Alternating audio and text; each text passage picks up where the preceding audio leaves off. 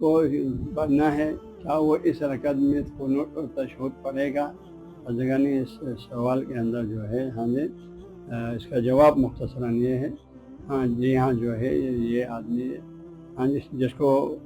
امام کے ساتھ جو ہے امام کا رکوع رکعت آخری رکعت کا رکوع مل جائے، تو شافعی نے فقہ میں فرمایا جس کو رکوع مل جائے اس کو رکعت مل گیا، ٹھیک ہے جی۔ تاکہ اس کو امام کے آخری رکعت کا رکوع ملنے کے ساتھ میں اس کو ایک رکعت مل گیا ہے امام کے ساتھ، اور وہ امام جو ہے جب تشہد میں بیٹھ کر سلام پھیریں گے تو یہ سلام نہیں پھیریں گے، یہ کھڑا ہو جائیں گے، کھڑا ہو کر اپنا جو ہے ایک رکعت پورا کریں گے، اور اس رکعت میں عالم شریف پڑھیں گے، سورہ ایک پڑھیں گے، اور اس کے بعد قنوت شریف کا قنوت بھی پڑھیں گے، زور کا جو قنوت پڑھتے ہیں کریں، اس کے بعد جو ہے وہ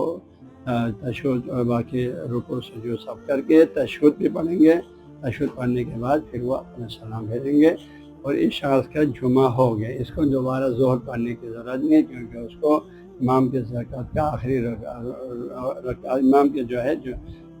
2 رکعت کا آخری رکوع ملا ہے، تو یوں سمجھو ایک رکعت امام کے ساتھ مل گیا، دوسری رکعت اس نے خود پڑھا ہے،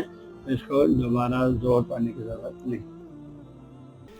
نیٹ بخشیہ 365 کو ڈاؤن لوڈ کرنے کے لیے گوگل پلے اسٹور پر جا کر نیٹ بخشیہ 365 لکھیں، بالکل مفت اور فری دستیاب ہے۔